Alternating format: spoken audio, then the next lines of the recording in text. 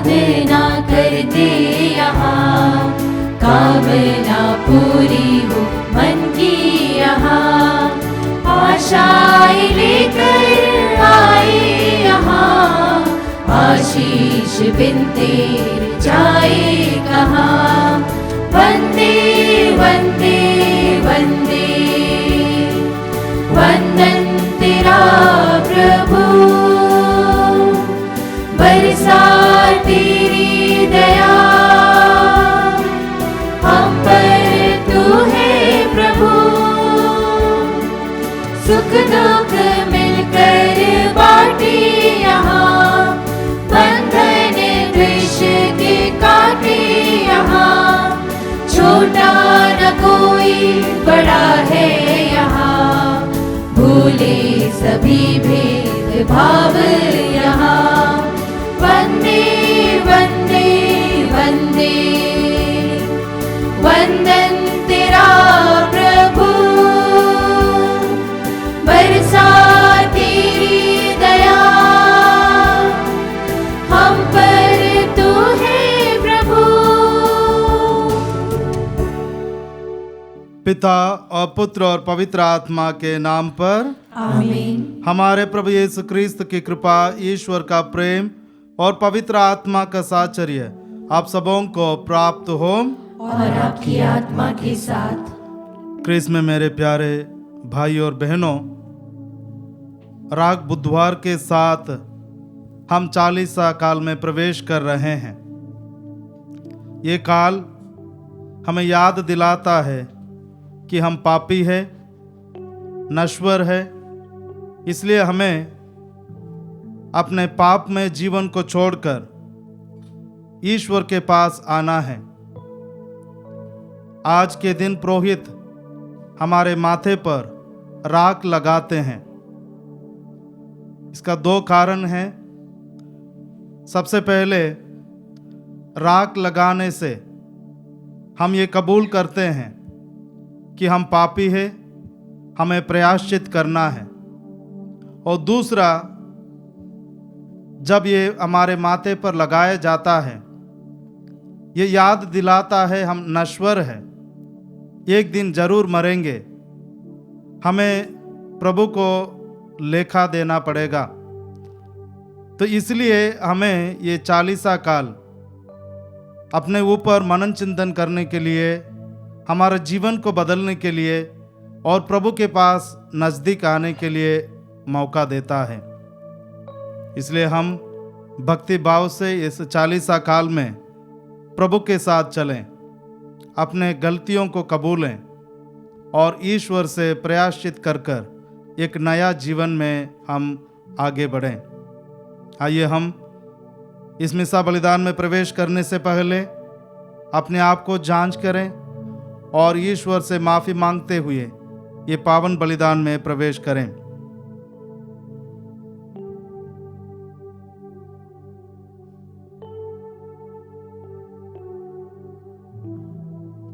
हम प्रार्थना करें।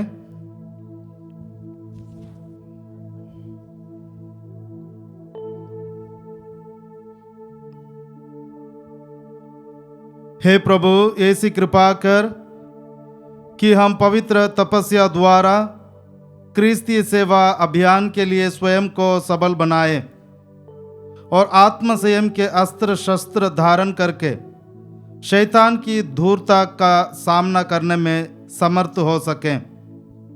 हमारे प्रभु तेरे पुत्र यीशु क्रिस्त के द्वारा, जो तेरे तथा पवित्र आत्मा के संग एक ईश्वर होकर युगान युग जीते और राज्य करते हैं। आमीन।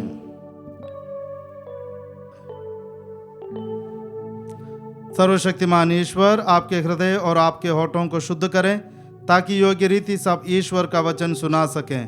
पिता और पुत्र और पवित्र आत्मा के नाम पर।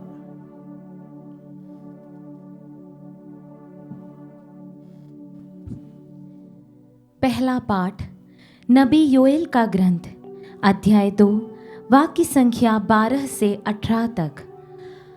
पाठ का मूल वाक्य: अपने वस्त्र फाड़ कर नहीं बल्कि हृदय से पश्चाताप करो। प्रभु यह कहता है, अब तुम लोग उपवास करो और रोते तथा शोक मनाते हुए पूरे हृदय से मेरे पास लौट आओ। अपने वस्त्र फाड़ कर नहीं, बल्कि हृदय से पश्चाताप करो और अपने प्रभु ईश्वर के पास लौट जाओ, क्योंकि वह करुणामय, दयालु, अत्यंत सहनशील और दया सागर है, और वह सहज ही द्रवित हो जाता है। क्या जाने वह द्रवित हो जाए और तुम्हें आशीर्वाद प्रदान करे। तब तुम लोग अपने प्रभु ईश्वर को बलि और तर्पण चढ़ाओगे। सियोन पर्वत पर तुरही बजाओ, उपवास घोषित करो, सभा की बैठक बुलाओ, जनता को इकट्ठा करो, बूढ़ों, बालकों और दूध मुँहे बच्चों को भी बुला लो। दूल्हा और दुल्हन अपना कमरा छोड़कर चले आए। प्रभु ईश्वर की सेवा करने वाले याजक मंदिर में वेदी के सामने रोते हुए इस प्रकार प्रार्थना करें। हे प्रभु, अपनी प्रजा पर दया कर, अपने लोगों का अपमान न होने दे, राष्ट्रों में उनका उपहास न होने दे। गैर यहूदी यह न कहने पाए कि उनका ईश्वर कहाँ रह गया। तब प्रभु ने अपने देश की सुध ली और अपनी प्रजा को बचा लिया। प्रभु की वाणी। ईश्वर को धन्यवाद।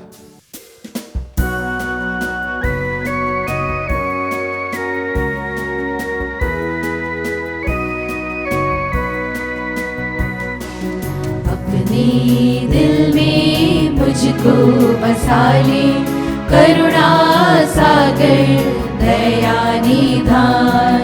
अपने दिल में मुझको बसा ले, करुणा सागर दया निधान। भक्ति भाव से भर दो ये मन, प्रेम बहा के धो दो ये मन। भक्ति भाव से भर दो ये मन, प्रेम बहा के धो दो ये मन।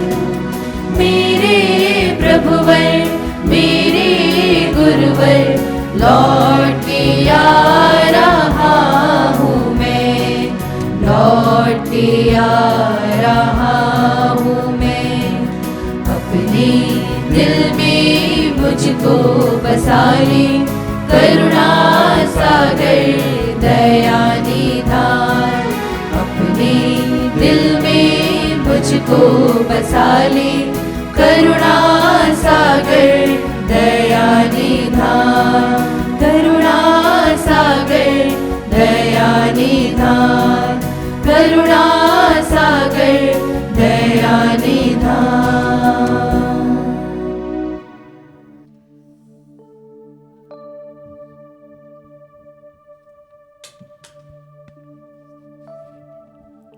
दूसरा पाठ कुरिन्थियों की नाम संत पौलुस का दूसरा पत्र, अध्याय 5 पद संख्या 20, अध्याय 6 पद संख्या 2। आप लोग ईश्वर से मेल कर ले, यही उपयुक्त समय है। हम मसीह के राजदूत हैं, मानो ईश्वर हमारे द्वारा आप लोगों से अनुरोध कर रहा हो। हम मसीह के नाम पर आप लोगों से यह विनती करते हैं कि आप लोग ईश्वर से मेल कर लें। मसीह का कोई भी पाप नहीं था, फिर भी ईश्वर ने हमारे कल्याण के लिए उन्हें पाप का भागी बना दिया, जिससे हम उनके द्वारा ईश्वर की पवित्रता के भागी बन सकें। ईश्वर के सहयोगी होने के नाते हम आप लोगों से यह अनुरोध करते हैं कि ईश्वर की जो कृपा आपको मिली है उसे व्यर्थ न होने दें, क्योंकि वह कहता है, मैंने उपयुक्त समय में तेरी सुनी है, मैंने कल्याण के दिन तेरी सुध ली है। और देखिए, अभी उपयुक्त समय है, अभी कल्याण का दिन है। प्रभु की वाणी। ईश्वर को धन्यवाद। जय घोष। आज अपना हृदय कठोर न बनाओ और ईश्वर की वाणी पर ध्यान दो।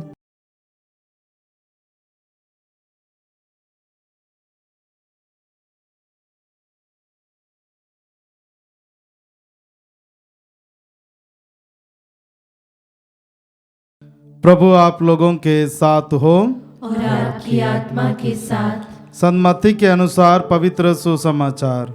हे प्रभु तेरी महिमा हो। यीशु ने अपने शिष्यों से कहा, सावधान रहो, लोगों का ध्यान आकर्षित करने के लिए अपने धर्म कार्यों का प्रदर्शन न करो, नहीं तो तुम अपने स्वर्गिक पिता के पुरस्कार से वंचित रह जाओगे। जब तुम दान देते हो तो इसका ढिंढोरा नहीं पिटवाओ। ढोंगी सभागृह और गलियों में ऐसा ही किया करते हैं, जिससे लोग उनकी प्रशंसा करें। मैं तुम लोगों से कह देता हूँ, वे अपना पुरस्कार पा चुके हैं। जब तुम दान देते हो तो तुम्हारा बाएं हाथ यह न जानने पाए कि तुम्हारा दाएं हाथ क्या कर रहा है। तुम्हारा दान गुप्त रहे और तुम्हारा पिता जो सब कुछ देखता है तुम्हें पुरस्कार देगा। ढोंगियों की तरह प्रार्थना नहीं करो।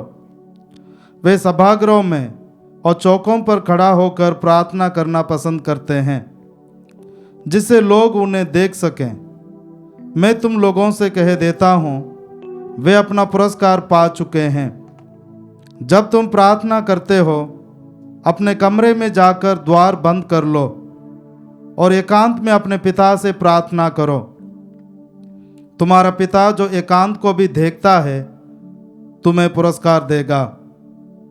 ढोंगियों की तरह मुंह उदास बनाकर उपवास नहीं करो। वे अपना मुंह मलिन कर लेते हैं, जिससे लोग ये समझें कि वे उपवास कर रहे हैं। मैं तुम लोगों से कह देता हूँ, वे अपना पुरस्कार पा चुके हैं। जब तुम उपवास करते हो तो अपने सिर में तेल लगाओ और अपना मुंह धो लो, जिससे लोगों को नहीं, केवल तुम्हारे पिता को जो अदृश्य है ये पता चले कि तुम उपवास कर रहे हो। तुम्हारा पिता जो अदृश्य को भी देखता है तुम्हें पुरस्कार देगा। यह प्रभु का सुसमाचार है। हे क्रिस्त तेरी स्तुति हो। क्रिस्त में मेरे प्यारे भाई और बहनों, आज के पहले पाठ में नबी योएल उपवास और शोक मनाने के लिए हमें आह्वान देते हैं। ये क्यों उनको उपवास करने के लिए बताए थे, इसका एक कारण है। टिड्डियों के कारण उनका फसल बर्बाद हो गया है। नबी योएल को ऐसे लगा कि ये यहोवा के द्वारा ही हुआ है, क्योंकि वहाँ के लोग पापमय जीवन जी रहे थे और इसके वजह से पिता ईश्वर ने ये बर्बादी का मौका दिया है। इसलिए नबी योएल उनको संदेश देते हैं कि वे उपवास प्रार्थना के द्वारा ईश्वर के पास आएं। उनके पास एक आशा का एक कारण है, क्योंकि जैसे हम पढ़ते हैं आज के पहले पाठ में, वहाँ लिखा है, तुम्हारा ईश्वर व करुणामय, दयालु, अत्यंत सहनशील और दया सागर है। इस भरोसे के साथ जब हम ईश्वर के पास जाते हैं, जरूर ईश्वर हमारे रक्षा करता है। उसी अध्याय में वाक्य 12 ये में कहते हैं, पहले भाग में कहते हैं, जब हम ईश्वर के पास लौटकर जाएंगे, पूरे हृदय के साथ जाना है। आधा अधूरा हृदय से जब हम ईश्वर के पास जाते हैं, ईश्वर हमें स्वीकार नहीं करता है। इसलिए पूरे हृदय के साथ ईश्वर के पास जाना है। लोग जब उपवास करते थे, मौन करते थे, तब वे अपने कपड़े को फाड़ देते थे। ईश्वर ये नहीं चाहता है कि हम अपने कपड़े फाड़ें, लेकिन जो हमारे पाप में जीवन है उसी के साथ सच्चा पश्चाताप के साथ ईश्वर के पास जाएं। जरूर ईश्वर हमारे हृदयों को शुद्ध करेगा। आज के इस दूसरे पाठ में जब हम देखते हैं, संत पौलुस कहते हैं हम मसीह के राजदूत हैं। ये राजदूत ग्रीक शब्द में प्रेस्बितेरोस और लतीन भाषा में लेगातुस शब्दों से आता है। इन शब्दों का प्रयोग दो प्रकार है। सबसे पहले जहां रोम शासन है उनको प्रांत या प्रदेश या कार्य क्षेत्र कहते हैं। इसमें दो प्रकार का कार्य क्षेत्र है। एक सम्राट के अधीन आता है और दूसरा वहां के महासभा के अधीन आता है। जो प्रांत शांति में है वो सीधा महासभा के अधीन आता है। उन प्रांतों में जहां अशांति है, लड़ाई झगड़ा है, विद्रोह है, वे सम्राट के अधीन आते हैं। सम्राट वहां पर उपस्थित नहीं हो पाते हैं, इसलिए उसके जगह पर एक लेगातुस, एक प्रतिनिधि को, एक राजदूत को भेजता है। वो राजा के द्वारा नियुक्त किया हुआ एक व्यक्ति है। इसलिए संत पौलुस जब कहते हैं मैं मसीह के राजदूत हूं, वे कहना चाहते हैं मैं प्रभु यीशु के द्वारा नियुक्त एक व्यक्ति हूं। इसका दूसरा अर्थ इससे भी गहरा है। जब रोम सम्राट एक जगह को जीत लेता है, वहां का रूपरेखा बनाने के लिए, उस प्रांत का सीमा तय करने के लिए 10 लोगों को या 10 राजदूतों को भेजता है। जो राज उसके अधीन आ गया है उसका सीमा को तय करने के लिए जो सेनापति ने, जिसने इसको हराया है, उसके साथ 10 लोग वहां पर जाते हैं। ये सब कार्य को संपन्न करने के बाद वे महासभा में उनका रिपोर्ट जमा करते हैं। ये एक प्रकार जो दूसरे राज्य के लोग हैं उनको रोम सम्राट के अधीन लाने का कार्य करते हैं। इसके माध्यम से संत पौलुस कहते हैं मैं भी और आप भी इस प्रकार भेजे गए हैं। अपने विश्वास के माध्यम से हम लोगों को ईश्वर के परिवार में लेकर आए।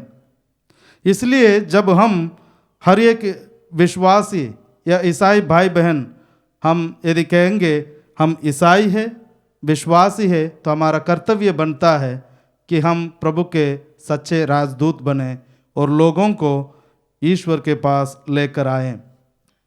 आज के सुसमाचार में हम सुनते हैं उपवास, दान, प्रार्थना के द्वारा हम प्रभु के निकट आ सकते हैं। हर एक यहूदी के लिए ये तीनों स्तंभ है। इसके ऊपर उसका जीवन बना हुआ है। हमें ये जानना है कैसे हमें देना है और कैसे हमें नहीं देना है। सबसे पहले एक यहूदी के लिए दान देना सबसे बड़ा पवित्र कार्य है। धार्मिकता के लिए हिब्रू में सदाका शब्द का प्रयोग करते हैं। वही शब्द दान देने के लिए भी प्रयोग करते हैं। इसका अर्थ है दान देना या धार्मिकता या धार्मिक जीवन बिताना, दोनों एक ही है।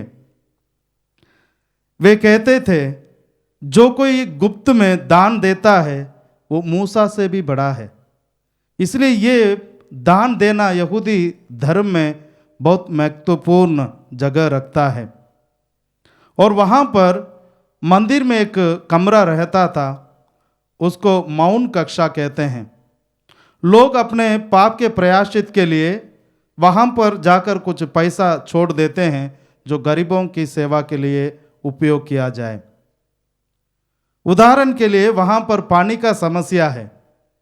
इसलिए जो कोई अपने पाप से पाप मुक्त होना चाहता है तो वो पानी लेकर आकर अपने नौकर को ले जाते हैं, पानी लेकर आकर लोगों के बीच में बांटते हैं और उसके बाद वे आशीष मांगते हैं। इसके द्वारा वे पुण्य कमाने का कोशिश करते हैं। प्रभु यीशु इसके विरुद्ध है, क्योंकि ये दिखावे के लिए कर रहे हैं।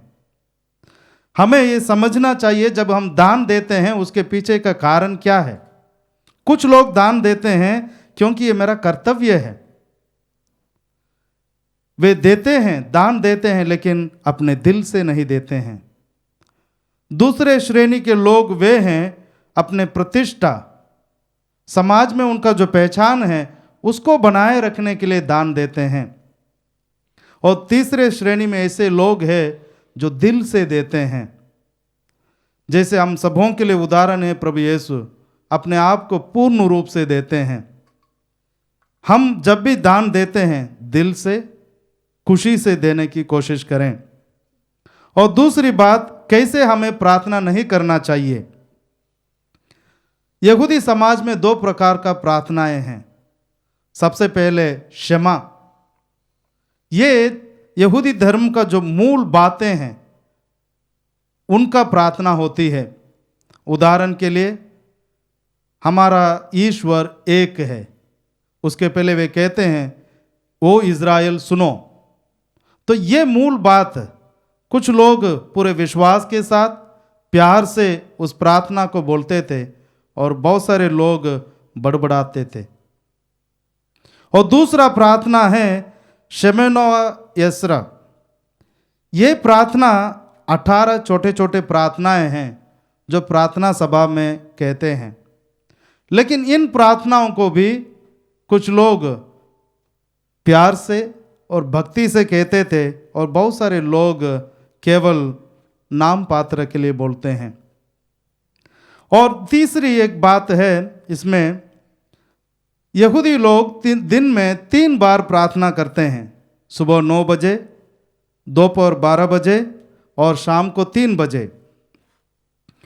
उस समय एक यहूदी जहां कहीं भी हो वहां से उसको प्रार्थना करना अनिवार्य है। लेकिन कुछ लोग इस समय जानबूझकर गलियों में आकर खड़े होकर लोगों को दिखाने के लिए प्रार्थना करते हैं। इसलिए प्रभु यीशु इसको खंडन करते हैं। हम भी कभी कभार हो सकता है लोगों को दिखाने के लिए, लोगों को आकर्षित करने के लिए हम प्रार्थना करते हैं। लेकिन ईश्वर चाहता है कि हम ईश्वर से प्रार्थना करें, ईश्वर को आकर्षित करें और ईश्वर के साथ हमारा संबंध को बनाए रखें। इसलिए जब भी हम प्रार्थना करते हैं हम केवल ईश्वर और हमारे बीच का ही ये मामला रहे, लोगों को दिखाने के लिए नहीं। प्रार्थना इसलिए करते हैं क्योंकि ईश्वर जब हम प्रार्थना करते हैं हमारी प्रार्थनाओं को जरूर सुनता है, वो हमें प्रदान भी करता है। प्रार्थना इसलिए नहीं करना चाहिए कि हम ईश्वर को झुकाना चाहते हैं, लेकिन प्रार्थना इसलिए करना चाहिए कि हम अपने इच्छाओं को ईश्वर के सामने झुकाना है। ऐसे नहीं कि हम ईश्वर को हम झुकाना है। इसलिए जब हम प्रार्थना करते हैं हम स्पष्ट रखें बात को कि हम ईश्वर को आकर्षित करने के लिए, ईश्वर की ओर नज़दीक पहुंचने के लिए हम प्रार्थना करना है। और तीसरी बात, कैसे हमें उपवास नहीं करना है। हर एक यहूदी सुबह से लेकर शाम तक वे उपवास रखते थे और प्रभु यीशु के दिनों में केवल एक अनिवार्य उपवास था, वो हम कहते हैं डे ऑफ अटोनमेंट, यानी प्रायश्चित का दिन। उस दिन हर एक यहूदी को उपवास रखना अनिवार्य है। उस दिन वे कुछ खा नहीं सकते हैं, कुछ पी नहीं सकते हैं, नहा नहीं सकते हैं, विलेपन नहीं कर सकते हैं, चप्पल नहीं पहन सकते हैं। इस प्रकार कठोर प्रकार का उपवास था। इसके अलावा भी अलग अलग उपवास उन दिनों में थे। जब कोई व्यक्ति मर जाता है तो उसको दफन करने के लिए जाते हैं, तब तक वे उपवास करते हैं। जब अपने पाप से पाप मुक्त होने के लिए भी उपवास करते हैं। उदाहरण के लिए रूबेन जब अपने भाई यूसुफ को भेज देते हैं, उसके बाद वे 7 साल तक उपवास रखता है। और तीसरी बात, पूरा देश एकत्र होकर अपने देश को बचाने के लिए उपवास करते हैं। उदाहरण के लिए नबी सामुएल के समय जब लोग रास्ता भटक गए थे, बाल भगवान को पूजने लगे, तब वे कुछ समय के बाद वापस लौट आते हैं। तब नबी सामुएल उनसे कहते हैं वे उपवास रखें। कभी कभार उपवास इसलिए भी रखा जाता है कि लोग उसके द्वारा ईश्वर का दर्शन पाने के लिए रखते थे। उदाहरण के लिए नबी मूसा जब 40 दिन 40 रात वे उपवास रखते हैं, उसके बाद ईश्वर का दर्शन उसे मिलता है। इस प्रकार हम बाइबल में पढ़ते हैं, अलग अलग जगहों पे लोग उपवास के माध्यम से अपने दुख को व्यक्त करते हैं। लेकिन हम जब उपवास करते हैं तो हमें ध्यान में रखना चाहिए कि हम ईश्वर को आकर्षित करने के लिए, अपने जीवन में जो पाप है उसके वजह से नष्ट हुआ है, उधर से बाहर आने के लिए हम उपवास कर रहे हैं। प्रभु यीशु क्यों खंडन कर रहे हैं? 2 कारण हैं। सबसे पहले, लोग समझते हैं उपवास रखना मतलब बेहतर धार्मिकता है। ये घमंड जब हमारे अंदर आ जाता है, उस भावना को ईश्वर खंडन करते हैं। दूसरा, जब यहूदी लोग उपवास करते थे, खासकर सोमवार और बृहस्पतिवार को वे उपवास रखते थे। उन दिनों में बाजार का या हाट का दिन रहता था। तब ये लोग बाजार में उपवास रखने के बाद बड़ा मुंह चढ़ाकर बाजार में चले जाते हैं और लोग उनको देखकर कहने लगते हैं, देखिए हमारे गुरु उपवास कर रहे हैं। ये दिखावे के लिए करते थे। इसलिए प्रभु कहते हैं इस प्रकार हमें नहीं करना चाहिए। जब हम राग बुधवार से इस 40 काल में प्रवेश कर रहे हैं, दान के माध्यम से, प्रार्थना के माध्यम से और उपवास के माध्यम से हम प्रभु के नज़दीक आने के लिए कोशिश करें, ना कि लोगों को दिखाने के लिए। आइए हम ईश्वर से यही कृपा मांगे, इस 40 काल में ईश्वर हमारे साथ रहें, हमें योग्य बनाएं, ताकि हम उनके दुख को सही अर्थ में हम समझ सकें। आमीन।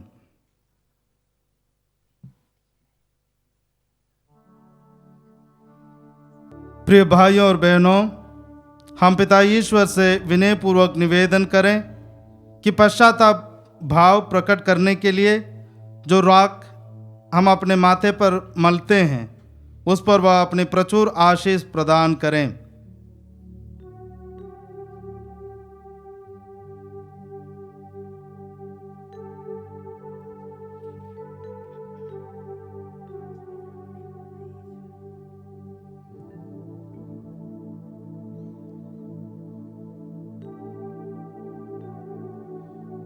हे ईश्वर, तू हमारी दीनता से द्रवित और हमारे प्रायश्चित से संतुष्ट होता है। हमारी प्रार्थनाओं पर ध्यान दे।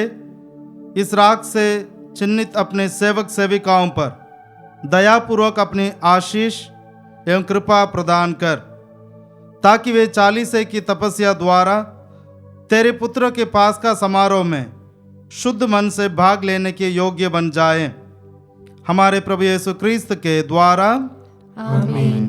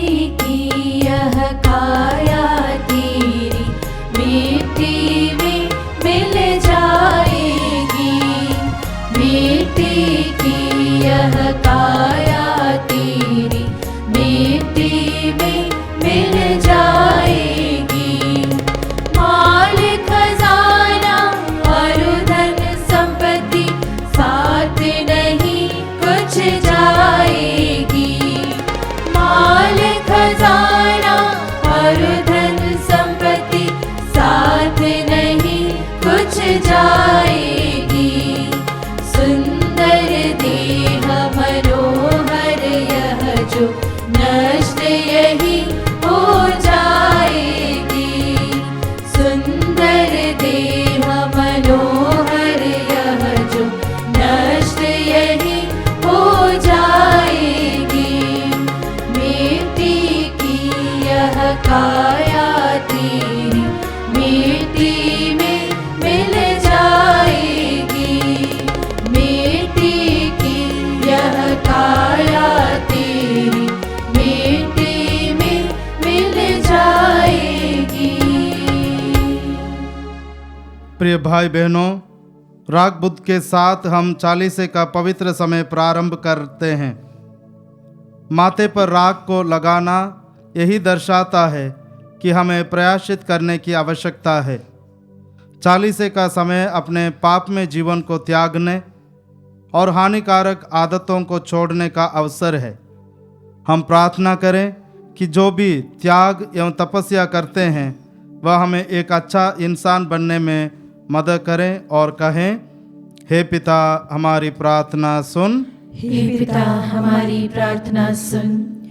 संत पिता सभी धर्माध्यक्षों, पुरोहितों एवं धर्म संघियों के लिए कि वे सभी विश्वासियों को ईश्वर से मेल मिलाप कराने में मदद कर सके, इसके लिए हम पिता ईश्वर से प्रार्थना करें। हे पिता हमारी प्रार्थना सुन। पुरोहित लोग जो मेल मिलाप के संस्कार का अनुष्ठान करते हैं, वे नम्रता के साथ पश्चातापी का स्वागत करें और धीरता के साथ उसके पापों को सुने, इसके लिए हम ईश्वर से प्रार्थना करें। हे पिता हमारी प्रार्थना सुन। जो लोग चोट की गंभीरता के कारण दूसरों को क्षमा नहीं कर पाते, वे चालीसे के समय यह निर्णय ले सके कि वे उन्हें क्षमा करेंगे जो उन्हें चोट पहुंचाए हैं और उन्हें आध्यात्मिक चंगाई का अनुभव प्राप्त करने पाए, इसके लिए हम पिता ईश्वर से प्रार्थना करें। हे पिता हमारी प्रार्थना सुन।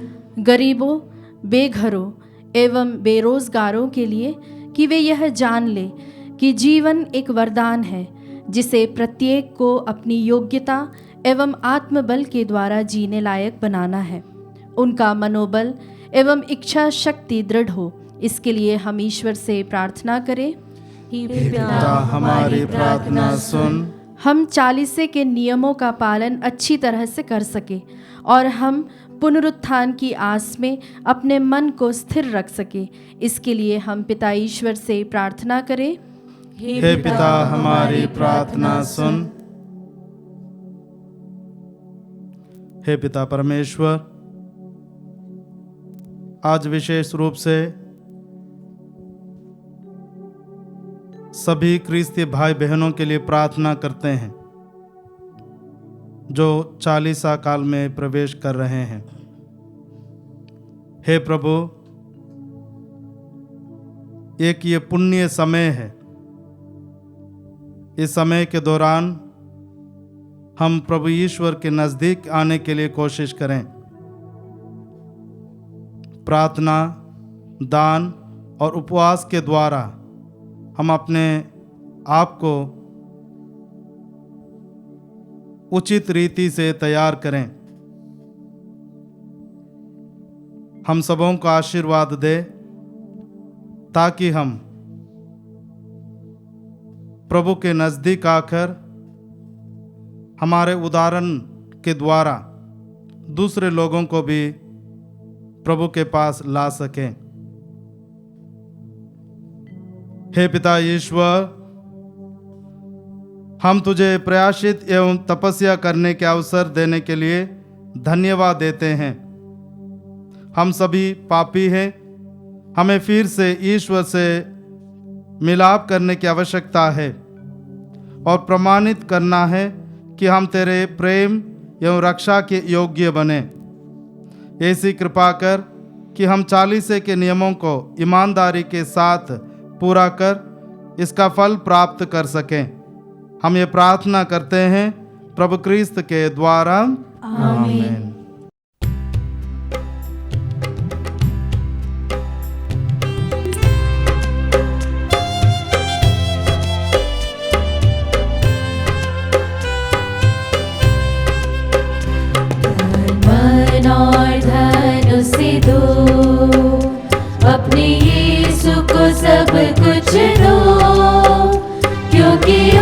उसी के द्वारा उद्धार पाना है, जीती आत्मा का दान उसे दो, तन मन और धन उसे दो।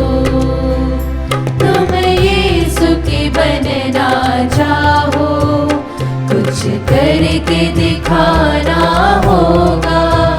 तुम यीशु की बनना चाहो, कुछ करके दिखाना होगा। खुद बचना काफी नहीं, औरों को बचाना होगा। दिल में पहली जगह उसे दो, अपने यीशु को सब कुछ दो, क्योंकि उसी के द्वारा उद्धार पाना है, जीती आत्मा का दान उसे दो, तन मन और धन उसे दो।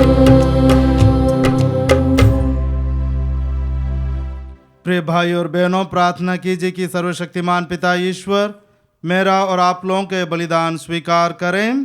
प्रभु अपने नाम की स्तुति तथा महिमा के लिए और हमारे तथा अपने समस्त पवित्र कलीसिया के लाभ के लिए आपके हाथों से बलिदान स्वीकार करें। हे प्रभु, चालीसा काल आरंभ करते हुए हम तुझे वार्षिक बलिदान चढ़ा रहे हैं। हमारा नम्र निवेदन है कि प्रयासित और परोपकार के कार्यों द्वारा हम अपनी वासनाओं पर विजय पाए और अपने पापों से मुक्त होकर तेरे पुत्र के दुख भोग की स्मृति भक्तिपूर्वक मनाने की योग्य बने, जो युगानुयुग जीते और राज्य करते हैं। आमीन। प्रभु आप लोगों के साथ हो और आपकी आत्मा के साथ। प्रभु में मन लगाइए। हम प्रभु में मन लगाए हुए हैं। हम अपने प्रभु ईश्वर को धन्यवाद दें। यह उचित और न्याय संगत है। हे प्रभु पवित्र पिता, सर्वशक्तिमान और शाश्वत ईश्वर, ये वास्तव में उचित और न्याय संगत है, हमारा कर्तव्य तथा कल्याण है कि हम सदा और सर्वत्र अपने प्रभु क्रिस्त के द्वारा तुझे धन्यवाद दें। तो शारीरिक तपस्या के प्रभाव से इन्हीं प्रभु क्रिस्त के द्वारा हमारे दुर्गुणों का दमन करता, हमारा मन अपनी ओर आकर्षित करता और सदाचरण के साथ उसका पुरस्कार भी प्रदान करता है। इन्हीं के द्वारा स्वर्गदूत तेरे प्रताप की प्रशंसा करते, प्रभुत्व तेरी आराधना करते और शक्तियां तेरे सम्मुख कांप उठती है। स्वर्ग और उसका सामर्थ्य तथा धन्य सेराफिम एक साथ तेरी अर्चना करते हैं। उन्हीं के स्वर में स्वर मिलाकर हम भी विनम्र भाव से तेरा स्तुति गान करते हैं।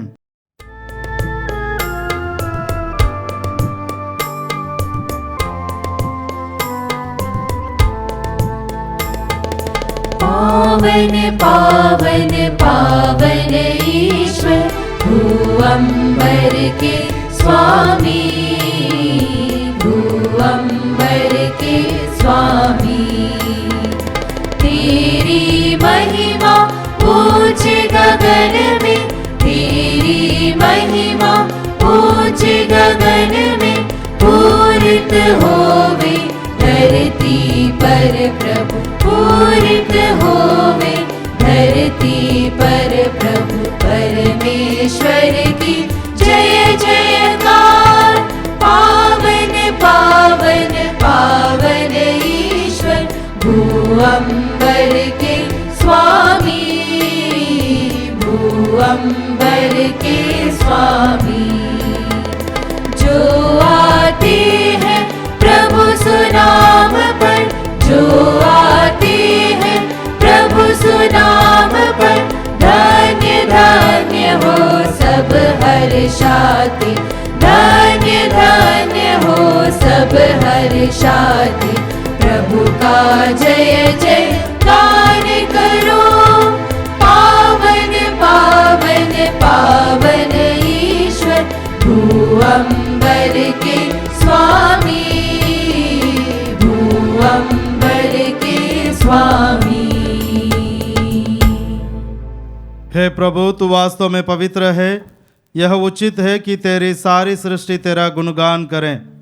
क्योंकि तू अपने पुत्र हमारे प्रभु यीशु क्रिस्त के द्वारा और पवित्र आत्मा की शक्ति से सभी प्राणियों को जीवन तथा पवित्रता प्रदान करता है। तो सब युगों में अपनी प्रजा एकत्र करता है कि दसों दिशाओं में दिन रात तुझे निर्मल बलि चढ़ती रहे।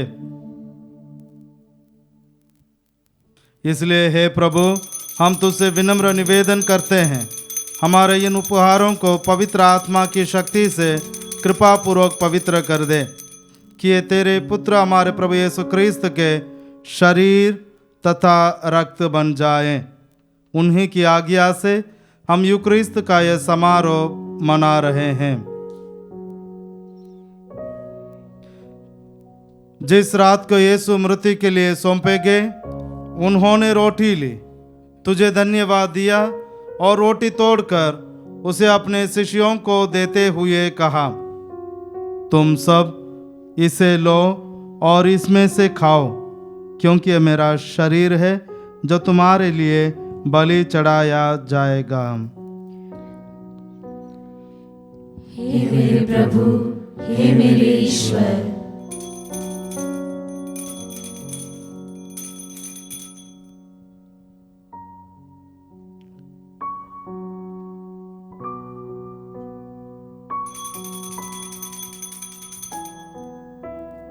इसी भांति भोजन के बाद उन्होंने कटोरा लिया, तुझे धन्यवाद दिया और उसे अपने शिष्यों को देते हुए कहा, तुम सब इसे लो और इसमें से पियो, क्योंकि मेरे रक्त का कटोरा है, नवीन और अनंत व्यवस्थान का रक्त, जो तुम्हारे और बहुतों के पापों की क्षमा के लिए बहाया जाएगा।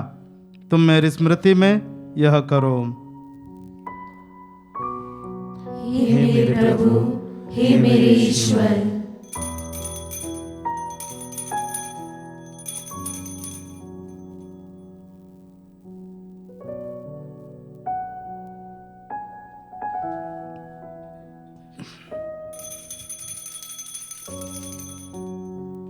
विश्वास का रहस्य। हे विश्व के उद्धारकर्ता, हमारा उद्धार कर, तूने अपने क्रूस तथा पुनरुत्थान द्वारा हमें मुक्त किया है। इसलिए हे प्रभु, हम तेरे पुत्र के मुक्तिप्रद दुख भोग, प्रताप में पुनरुत्थान और स्वर्गारोहण का स्मरण करते हैं तथा उनके पुनरागमन की बाट जोहते हुए धन्यवाद स्वरूप तुझे यह जीवंत और पवित्र बलि चढ़ाते हैं।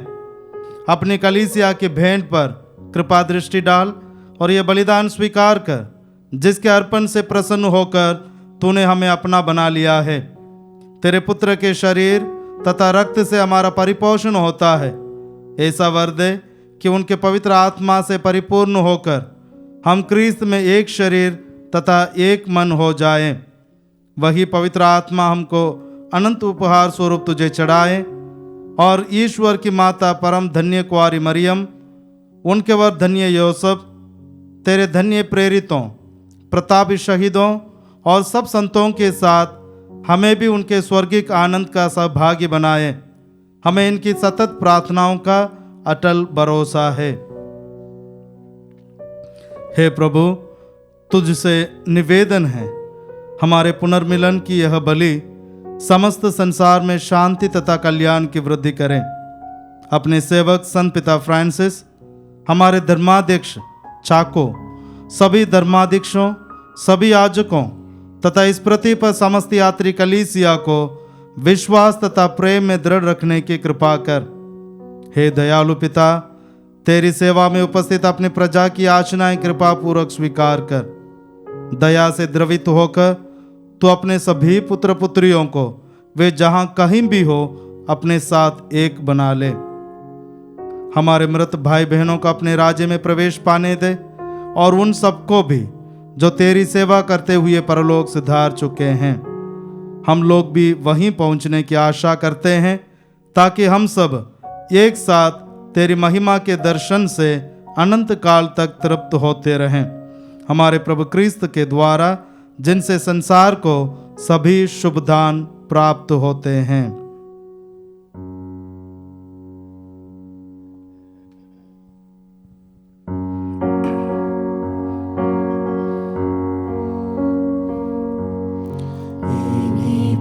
प्रभु क्रिस्त के द्वारा, इन्हीं के साथ और इन्हीं में सर्वशक्तिमान पिता ईश्वर पवित्र आत्मा के साथ सारा गौरव तथा सम्मान युगान युग तेरा ही है। आमीन आमीन आमीन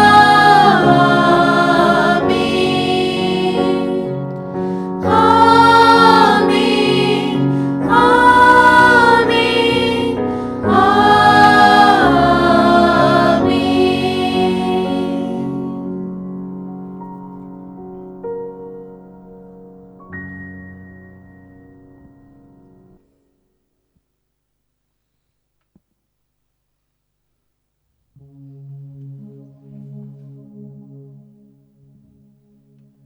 आइए हम सब मिलकर पिता ईश्वर से प्रार्थना करें जैसे प्रभु यीशु ने हमें सिखाया है।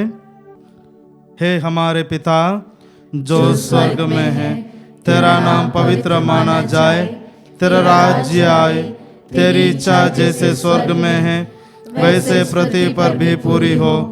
हमारा प्रतिदिन का आहार आज हमें दे और हमारे अपराध में क्षमा कर जैसे हम भी अपने अपराधियों को क्षमा करते हैं, और हमें परीक्षा में ना डाल परंतु बुराई से बचा। हे प्रभु हम तुझसे प्रार्थना करते हैं सभी बुराइयों से मैं बचा और इस जीवन में मैं कृपा पूर्वक शांति प्रदान कर। हम तेरी दया से सदा पाप से दूर और हर विपत्ति से सुरक्षित रहें और उस दिन की प्रतीक्षा करते रहें जब हमारे मुक्तिदाता यीशु ख्रीस्त फिर आकर हमारी धन्य आशा पूरी करेंगे। क्योंकि तेरा राज्य, तेरा सामर्थ्य और तेरी महिमा अनंत काल तक बनी रहती है। हे प्रभु यीशु ख्रीस्त, तूने अपने प्रेरितों से कहा है, मैं तुम्हारे लिए शांति जोड़ जाता हूँ, अपनी शांति तुम्हें प्रदान करता हूँ। तू हमारे पापों पर नहीं अपनी कलीसिया के विश्वास पर दृष्टि डाल और कृपा पूर्वक उसे शांति तथा एकता प्रदान कर। तू युगानुयुग जीता और राज्य करता है। आमीन। प्रभु की शांति सदा आप लोगों के साथ हो और आपकी आत्मा के साथ। परस्पर शांति अभिवादन कीजिए।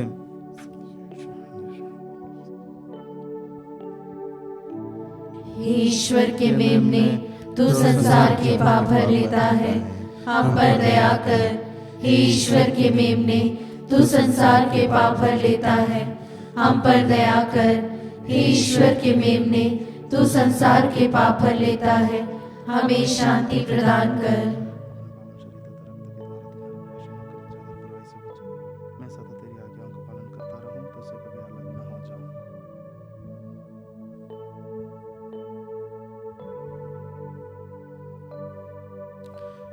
देखिए ईश्वर का मेमना, इन्हें देखिए जो संसार के पाप हर लेते हैं।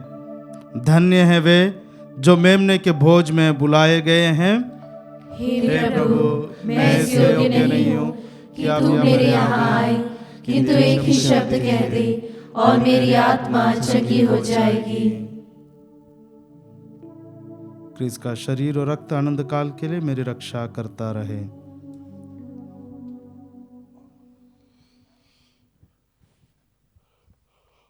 हे मेरे प्रभु यीशु, मैं सारे हृदय से विश्वास करती हूँ कि आप पवित्र यूकरिस्तीय संस्कार में उपस्थित हैं। हे प्रभु, मैं सभी चीज़ों से बढ़कर आपको प्रेम करती हूँ और मेरी यही अभिलाषा है कि आप मेरी आत्मा में आकर बस जाएं, क्योंकि हे प्रभु, मैं आपको आज ग्रहण करने में असमर्थ हूँ। हे प्रभु, आध्यात्मिक रूप से आकर मेरे हृदय में समा जाइए। हे यीशु, मैं आज आप में एक होना चाहती हूँ और आप में समा जाना चाहती हूँ। हे प्रभु, यह कभी ना होने पाए, कि मैं आपसे कभी अलग हो जाऊं। आमीन। जो दिन रात प्रभु के नियमों पर मनन चिंतन करता है वही उचित समय पर फल देता है। हम प्रार्थना करें। हे प्रभु, जो संस्कार हमने ग्रहण किया है वह हमारी सहायता करे। इसके फलस्वरूप हमारी तपस्या तुझे पसंद आए और हम आध्यात्मिक औषधि प्राप्त करने के योग्य बन जाए। हमारे प्रभु क्रिस्त के द्वारा आमीन। हे ईश्वर, जो लोग तेरे प्रभुत्व के समक्ष नतमस्तक हैं उन्हें पश्चाताप का वरदान दे। वे उस पुरस्कार को प्राप्त करने के योग्य बने जिसकी प्रतिज्ञा तूने तपस्या करने वालों से की है। हमारे प्रभु क्रिस्त के द्वारा आमीन। प्रभु आप लोगों के साथ हो और आपकी आत्मा के साथ। सर्वशक्तिमान ईश्वर पिता और पुत्र और पवित्र आत्मा आप लोगों का आशीर्वाद प्रदान करें। आमीन। आप लोग विदा ले। मिस्सा संपन्न हुआ। ईश्वर को धन्यवाद।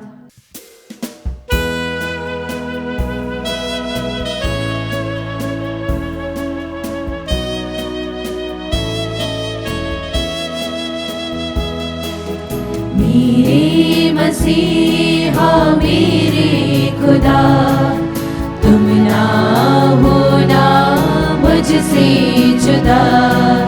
मेरे मसीहा मेरे खुदा, तुम ना होना मुझसे जुदा। माफ करना तू मेरे गुनाह, अब ना होगी मुझसे खता। मेरे मसीहा मेरे खुदा, तुम ना होना मुझसे जुदा। मेरे मसीहा मेरे खुदा, तुम ना होना मुझसे जुदा।